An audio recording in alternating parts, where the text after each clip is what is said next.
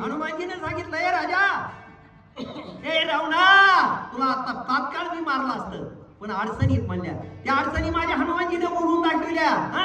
तुला मी आत्ताच मारलं असतं म्हणले लगेच, पण माझ्या भगवान रामचंद्र प्रभूची प्रतिज्ञा आहे. आणि जे वाल्मिकीनं रामायण लिहिलं त्या लिहिलेल्या वृत्तीप्रमाणे असणारं करून वर्तून दावीन नामा म्हणे, म्हणून तुझा जीव आता वाचला. अशा प्रकारे माझ्या हनुमानजी लंकेच्या राजा रावणाला बोलले. महाराज बोला. सैन्य सेनानी प्रधान प्रबळ महामज मारोळी तात्काळ जनक बाळ भोगावे. काय गोडे कथा बघा. अरे बाबा, तुझ्या मनामध्ये पाप होत, दुष्ट होतास तू, दुराचारीस, पाप बुद्धीस, तुझ्या मनामध्ये कपट होत, पण ते सफल होणार नाही का?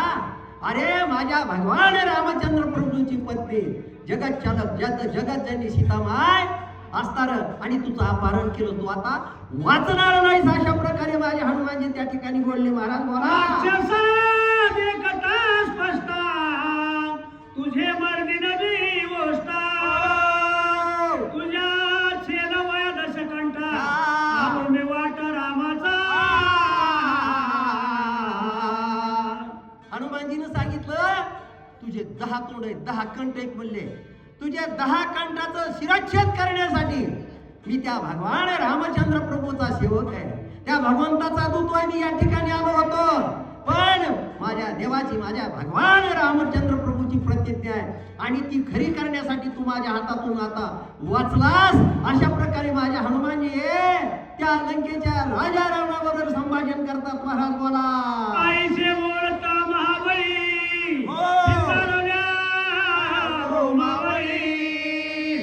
लांबून त्राहाटीने भुतळे वटारीने निराळी कपी पुच्चा. काय कथा बोल. अशा प्रकारे माझ्या हनुमानजीने त्या ठिकाणी संभाषण केलं लंकेच्या राजा रावणाच्या समोर. अंगावरचे केस उभा राहिले, शेपटीवर शेपटीचा आकडा केला आणि मोठ्याने असताना शेपटीचा आवाज केला. कड कड कड कड झाला. पाऊसच नाही तर हीच कुठली जंपल. आहे का पाऊस पडायचा का? पडायचा घ्या सुगी गेली आता काय बोला. माता शेंडी धडधडाट नेत्र वाट तव कापिनाला दशकंठ समसगट राक्षसा. माझ्या हनुमानजीची अशा प्रकारची अवस्था बघितली. केस उभे राहिले, शेपटी उभी राहिलेली, शेपटाचा काड काड काड काड असता मोठ्यानं आवाज झाला. हे रावणानं बघितलं, डोळे उघडले त्याचे. डोळे झाकलेले होते का अगोदर, आणि म्हणला आता हे मला मारल्याशिवाय राहत नाही. अशा प्रकारची अवस्था लंकेच्या राजा रावणाची झाली. महाराज बोला. सर्व संवाद तैसा वाटे प्रय रुद्र तैसा वाढला वानर निशाचर कापये.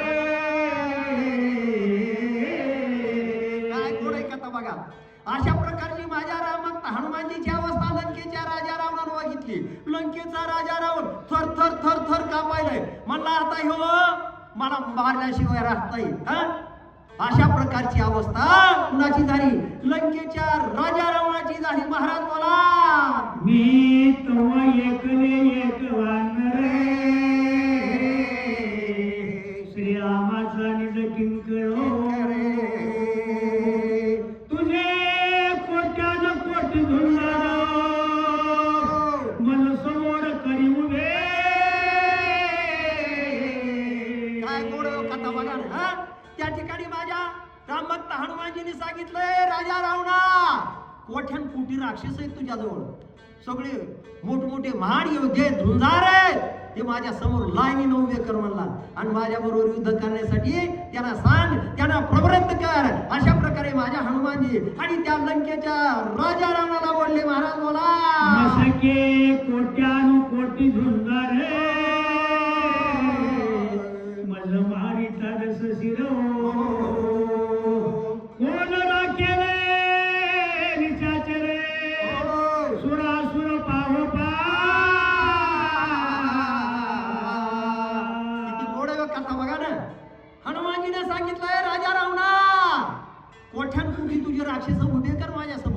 सगळ्याचा निपात केल्याशिवाय राहणार नाही. वरून स्वर्गातून 33 कोटी देव असताना बघत आहेत, आपापल्या विमानामध्ये बसून असताना पुढे घेऊन तयार आहेत म्हणले. अशा प्रकारे माझे हनुमानजी आणि त्या लंकेच्या राजा रावणाबरोबर संभाषण करू लागले. महाराज बोला. मला दे कोणी हनुमंत, इंद्रजित चळचळ कापत, आजी निवाला लंकनाथ, करील घातवान काय गोड कथा आहे. कारण नाथवाराजानं वरून केलं. अशा प्रकारे हनुमानजीची अवस्था. रोडहाडी झालेले हनुमानजी शेपटी उभी राहिलेली, शेपटीचा आवाज कडकड वाजतोय. अशा प्रकारे हनुमानजी असणारे बघितले. आणि त्या ठिकाणी त्या ठिकाणच्या राक्षसांना असं वाटलं, काय वाटलं, आता लंकेचा राजा रावण वाचत नाही म्हणले. राजाला आता हनुमानजी मारल्याशिवाय राहता येईल. अशा प्रकारचं या ठिकाणी वर्णन आहे. निश्चय रावणा ऐसे इंद्रजित चिंतित तव बोलिला हनुमंत, होई व्रतांत अवधारा. राजा रावणाचा मुलगा इंद्रजित बरोबरच होता ना आलेला. कुठून अशोकवनातून. नक्की रावणाला मारल्याशिवाय राहत नाही म्हणला. आता काही बरीसाला नाही. अशा प्रकारे तो मनामध्ये असणारे सगळे आणि अवस्था फार वाईट झालेली होती राजा रावणाची, सगळ्या राक्षसाची, इंद्रजिताची. तेव्हा माझे हनुमानजी काय बोलले हो महाराज बोला.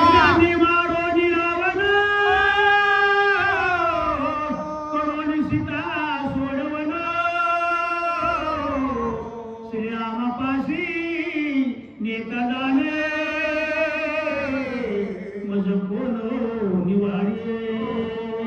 हनुमानजीला सांगितलं मी बलवान आहे, शक्तिशाली, सूर आहे, वीर आहे. या ठिकाणी सगळ्या राजा रावणाला मारील, इंद्रजिताला मारील, सगळ्या राक्षसाचा निपात करील. आणि माझी आई जगत चालक जगतजननी सीतामाईला असताना सोडून मी घेऊन जाईल. एवढं सामर्थ्य माझ्या मनामध्ये, ताकद आहे माझ्या अंगामध्ये. पण एक अडचण आहे. काय अडचण आहे? माझ्या हनुमानजी पुढे काय बोलले महाराज बोला. तुके करिता नल एकशने, पणी श्रीरामे वाहिली अनु. दक्षिण हस्ते बिंदोजी बाणे, रणी रावण मारणे. काय गोड कथा आहे. माझ्या हनुमानजीने सांगितलं. पण माझ्या जगत चालक जगत प्रभू माझ्या भगवान रामचंद्र प्रभूने प्रतिज्ञा केली की माझ्या धनुष्याला बाण लावून दक्षिण भाऊन असताना तो लंकेच्या राजा रावण मी मारीन. अशा प्रकारची प्रतिज्ञा माझ्या प्रभूने केली, माझ्या भगवंताने केली, माझ्या देवाने केली. म्हणून आता तू वाचलास बोला. स्वस्त करीले वसुंधरा, सुखी करावे चराचरा. श्रीरामचंद्रा निधने. कारण सांगितलं या सगळ्याचा नायनाट केला असता. या सृष्टीवर एक सुद्धा असताना दुष्ट दुर्जन खान असताना राहू दिला नसता. एवढं सामर्थ्य माझ्यामध्ये. पण माझ्या भगवान रामचंद्र प्रभूची प्रतिज्ञा खरी करण्यासाठी रावणा आता तू जीव माझ्या हातातून वाचलास. अशा प्रकारे माझ्या हनुमानजी त्या राजा रावणाला बोलले. महाराज बोला. देवाची बांधवडी, कोणावी नवग्रांची बिये, बारावी रावणाच्या चिमुडे, मर्यादा गाडी श्रीरामे. कारण काय केले? 33 कोटी देव लंकेच्या राजा रावणा बंधनातून मुक्त करायचे होते. 33 कोटी देवाला बंधनातून मुक्त करायचं होतं. सगळ्या भूतालावर पृथ्वी तलावर रामराज्य आणायचं होतं. त्या पण माझ्या भगवंताची प्रतिज्ञा असल्यामुळं तुला मी आता मारित नाही. अशा प्रकारे माझ्या हनुमानजी त्या लंकेच्या राजा रावणाला बोलले. हो महाराज बोला. श्रीराम भगवंताचे बळ, श्रीरामे वीर सबळ, श्रीरामाचे सत्यशील, प्रतिज्ञा आढळला माझी. जगत चालक जगत प्रभू माझ्या भगवान रामचंद्र प्रभूची प्रतिज्ञा आहे. ती प्रतिज्ञा खरी करण्यासाठी आणि दुसरं एक कारण आहे म्हणले का? कारण बोलिले वाल्मिक आयशेची करीन वर्तुन जावीन नामा म्हणे. कारण वाल्मिक ऋषीनं जे ज्याप्रमाणे लिहिलंय आणि त्याप्रमाणे असताना रामायणामध्ये घडायला पाहिजे ती एक प्रतिज्ञा आहे. माझ्या भगवान रामचंद्र प्रभूची दुसरी प्रतिज्ञा आहे.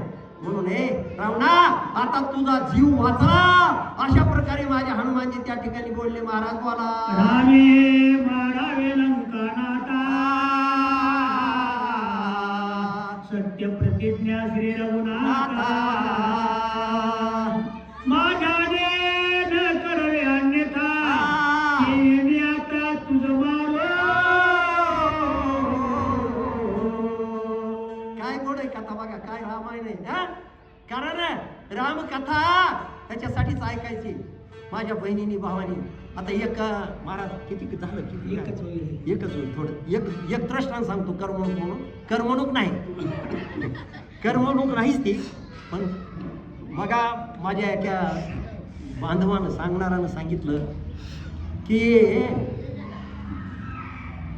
कारण ज्याचं वय 70, 65, 70 झालंय, 60च्या पुढे गेलेली होय महाराज. कसं आहे महाराज हा की त्यांनी म्हणले आता येऊन रामायणामध्ये बसते. तसं नाही, कारण योग असा आहे महाराज. पैठणच्या जवळ एक गाव आहे, गावाचं नाव घेत नाही, त्या माणसाचं बी नाव माहिती ती बी घेत नाही. आणि मी एका कीर्तनकाराच्या मुखातून ऐकलेली कथा आहे आणि सत्य कथा आहे. आज बी आहेत सगळे जिवंत ते. म्हातारं रुसून गेलं, म्हातारी बी नीट बोलत नव्हती त्याला. म्हणून माझ्या बहिणीने आपल्या म्हाताऱ्याला, जी मालक असतील आपल्या मालकाला, नीट बोलत पहिले हात जोडून विनंती. कारण नीट बोलतच नाही ते गेलं रुसून. 2 महिने आलंच नाही ते म्हातारं. 2-2.5 महिने झालं. मग त्याने मुलगी आली 15 दिवसाला, महिन्याला. माझी एवढी मुलीला माया असते हो बापाची जास्त, जी मुली असते इथं कोणी ती. कारण मुलीला माया होती. तिनं सांगितलं पोलीस स्टेशनला फिर्याद दिली का म्हणले. तिथं पोलीस बी होते आमचे भाऊ 1-2. कारण फिर्याद दिली का म्हणले पोलीस स्टेशनला. म्हणले हो, नाही दिली. मग ती मुलगी स्वतः गेली पोलीस स्टेशनला, फिर्याद दिली महाराज. आणि फिर्याद दिल्यानंतर ते म्हणले 15 दिवसात आम्ही बरोबर आणि शोध लावून देऊ तुमच्या वडिलांचा. 15 दिवस गेले महाराज, महिना गेला, 2 महिन्याच्या जवळ बरं आली. पुन्हा मुलगी परत आली. पुन्हा पोलीस स्टेशनला गेली. म्हणली साहेब तुम्ही 15 दिवस सांगितले होते, आज महिना झाला. माझे वडील कुठे आहेत, तुम्ही शोध घेतला का नाही? म्हणल्यानंतर नाही तर म्हणले मी उपोषणाला बसणार आहे कलेक्टर ऑफिस पाशी किंवा SP ऑफिस पुढे जाणार आहे. त्यावेळेस सांगितलं बाबा आम्ही शोध घेऊन सांगतो लवकर, पण आज उपोषणाला बसू नका. हात जोडले. आणखी आम्हाला 8 दिवसाचा आव दिलं. मग पोलिसच आहे महाराज ते. आमचे साहेब बी होते, गेले ते शिंदे महाराज. इकडून दुसरे मुंडे महाराज बी होते. आणि आमचे ते आहेत ना आमचे पाहुणे, त्यांचे मुलं बी PS आहेत, PI आहे त्यांचा मुलं. आता इथं सांगायला ते कुणीकडे गेले होता दिसणच समोर महाराज. कारण अशा प्रकारे असणारे त्यांनी सांगितलं बरोबर शोध लावून देऊ म्हणजे. मग त्यांनी काय केलं, आता शोध सापडताना म्हातारं जिथंच होतं. गेलं पंढरपूर, आळंदी, देऊ करीत, UP उत्तर प्रदेश, जिथं राम तिथं 4 धामं करीत गेलं म्हातारं. आणि मग त्या मुलीनं विचारल्यानंतर त्यांनी काय केलं, त्या पोलिसांनी ॲक्सिडेंट झालेलं एक प्रेत होतं निम्या रात्रीला भर महाराज. आणि ते प्रेत उचललं, त्याला नेलं की पोस्टमार्टम केलं. परस्पऱ्यात आणलं, त्या पोस्टमार्टम झालेला अपघात झालेला त्या कापडात पांढऱ्या गुंडाळलं आणलं. मग आणलं निम्या रात्रीला, अर्ध्या रात आणल्यावर सगळे गाव जमा झालं. त्याचा आद्यविधी बी केला. ते कोण आहे म्हणून कशाला कोण ओळखू त्याला. आणि अपघात झालेलं काय ओळखू येईल त्याचं. म्हणले हे तुमचं वडील. कोणाला, त्या मुलीला. ती मुलगी आली आणि मग त्याचा अंत्यविधी झाला. आणि 10 दिवस झाले महाराज. 14व्या दिवशी ते ठरल्याप्रमाणे 13व्या 14 दिवशी जे होते कीर्तन झालं. आणि त्या कीर्तनाला जे महाराज गेले होते, मग मी इथं तुफान बोलावलं महाराज या पोलीस समोर सांगतो. कारण खोटं बोललं तर वाईट असतंय. रामानं सांगताना कधी खोटं बोलायचं नाही. मग त्यांनी काय केलं की त्या महाराजांनी सांगितलं मला, मी ऐकलं म्हणून मी तुम्हाला सांगायचं. मग त्यांनी काय केलं, 14व्या दिवसाचा कार्यक्रम त्या महाराजाचा स्वतः कोणता कीर्तनाचा. आणि कीर्तन झालं, लोक जेवले, मुली आलेल्या होत्या, सगळ्या मुली पाहुणे रावळे सगळ्यांनी. आता त्या दिवस काय केले, साड्या घेतले, हे केले, त्यांच्या कपडे घेतले, त्यांनी सगळ्यांनी वाटं लावलं महाराज. पण वाटं लावल्यानंतर पुन्हा 8-15 दिवस गेले. हे फिरून फिरून फिरून म्हातारा आलं ना माघारी. दुपारची वेळ होती, म्हातारी दारात बसलेली होती. उन्हाचा किरपारा होता. आलो म्हातारा, ती म्हातारीनं बघितली, भूत आलं म्हणून भूत आलं म्हणजे म्हातारी गडबडीनं उठली खाली, एकदा पडली पायऱ्यावर, उठली गडबडीनं मधून कवाड लावून. मग ते म्हातारा बाहेरून आरडायला, अगं मीच येणं म्हणला. मग तर पुन्हा जास्त म्हातारी मोठ्याला आरडायला लागली. शेजारी पाजारी जमा झाले म्हणले तुम्ही कुठे गेलतात काय नाही म्हणले मी आता काय मला पोरग सांभाळेना म्हणले. म्हणून कुणी जर पोरं असले ते कळते आपल्या मायबापाली सांभाळा, हात जोडून पाया पडून विनंती करतो बाबा. आणि ती म्हातारी आरडाली मोठ्यानं, मग शेजारी पाजारी जमा झाले. बघा ना तुम्ही किती योग आहे. म्हणून बाबा कोण्या बी माझ्या इथं बहिणीला सांगतो, आता काही सगळ्या लई म्हणजे कडीवर आलेल्या म्हाताऱ्या नाही येतात, बहिणी माझ्या चांगल्या येतात, अलग झालं. म्हणून हात जोडून विनंती की जर मुलं आपल्या मुलाला मालकाला त्रास देऊ लागले तर त्यांनी समजावून सांगा.